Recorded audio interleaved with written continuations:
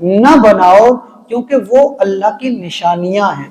وہ نشانیاں بیت اللہ بھی ہے، مکان ہے، عمارت ہی ہے، لیکن وہ نشانی ہے۔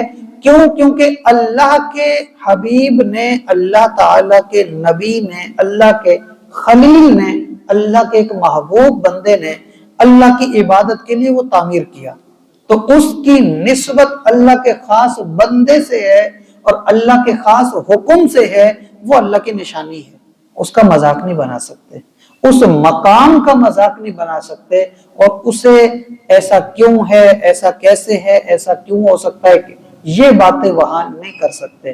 اسی طرح سے اگر ہم بات کریں صفا و مروہ کی، تو ان الصفا والمروہ شعائر، یہ بھی اللہ نے فرمایا۔ تو مقصد کیا ہے؟ اللہ کی ایک نیک بندی تھی، اگر اس نے وہاں قدم رکھا اور وہ دوڑی، اللہ کو اتنی پسند آئی وہ بات کہ اللہ قیامت تک کے لیے اس جگہ کو نشانی بنا دے کہ اب قیامت تک لوگ جو وہاں جاتے ہیں وہاں دوڑتے ہیں، جو صحیح کی جاتی ہے۔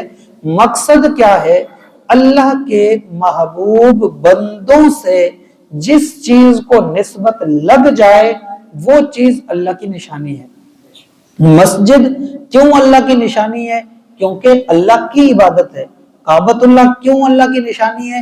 کیونکہ اللہ کی عبادت ہے۔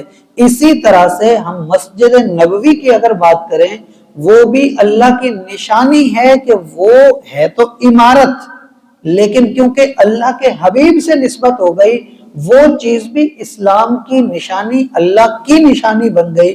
اسی طرح سے جو لوگ بھی اللہ تعالیٰ کی فرمانبرداری میں اپنا وقت گزارتے ہیں، ان لوگوں کے مقامات، ان لوگوں کی دفن کرنے کی جگہیں، یعنی کہ ان کے مزارات، یہ تمام بھی اللہ کی نشانیاں ہیں۔ لیکن جو حکم دیا گیا وہ کیا ہے کہ انہیں جو نشانیاں اللہ کی ہیں وہ اللہ کی عبادت اور اللہ کے ذکر اور اللہ کی یاد کے لیے استعمال کیجئے، مذاق نہ بنایا جائے۔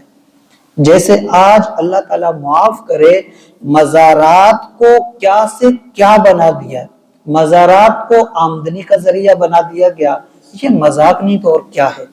یہ شریعت کے ساتھ مذاق ہی ہے، اور یہ چیز جائز حلال نہیں ہے، درست نہیں ہے۔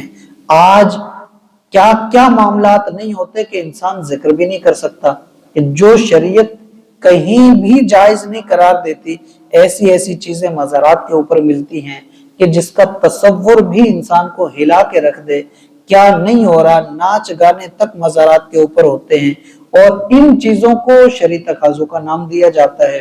بعض اوقات سارے ایک جیسے نہیں، لیکن بعض اوقات ایسی محافل کا انعقاد کرنے والے یا بیٹھنے والے لوگ خود وہ ہوتے ہیں جو گدی نشین ہوتے ہیں، جن کا کام حالانکہ یہ ہو ان چیزوں سے روکیں، آج وہ انہی چیزوں کو آگے پروموٹ کرتے ہیں، جس کی وجہ سے اسلام کی بدنامی ہوتی ہے۔ اسلام ان چیزوں کی اجازت نہیں دیتا۔ یہ تو ہو گئے یہ لوگ، لیکن اگر ان لوگوں کے کردار سے یا ان لوگوں کو استعمال کر کے کوئی اولیاء سے دور کرے، یہ بھی درست نہیں ہے۔ اگر کوئی اس طرح سے کر کے مزارات سے دور کرے، یہ بھی درست نہیں ہے۔ یہ اللہ تعالیٰ کی نشانیوں میں سے ہے کہ جن لوگوں نے زندگی گزاری اللہ کی رضا میں، اللہ تعالیٰ ان کی پیدائش کے دنوں کو بھی لوگوں میں مشہور کر دیتا ہے، ان کے وصال کے دنوں کو بھی لوگوں میں مشہور کر دیتا ہے، ان کے دفن کی جگہ کو بھی لوگوں میں مقبول کر دیتا ہے۔ یہی وجہ ہے کہ آج کئی سو سال پہلے گزرے ہوئے بزرگوں کے مزارات کے اوپر بھی ان کے عرس منائے جاتے ہیں، جو کہ شرعی تقاضوں کے مطابق ہوں تو باعث اجر، باعث رضا اور باعث رحمت اور باعث برکت ہوتے ہیں۔ تو اللہ تعالیٰ سے دعا ہے اللہ تعالیٰ ہمیں اپنی نشانیوں کی قدر کرنے کی توفیق عطا فرمائے، اللہ تعالیٰ ہمیں برکتیں نصیب فرمائے۔